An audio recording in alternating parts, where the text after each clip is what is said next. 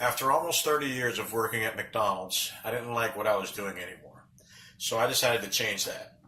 About a year ago, I was presented with the opportunity to go back to school and take up computer systems and information technology. I've always been interested in computers and taking things apart.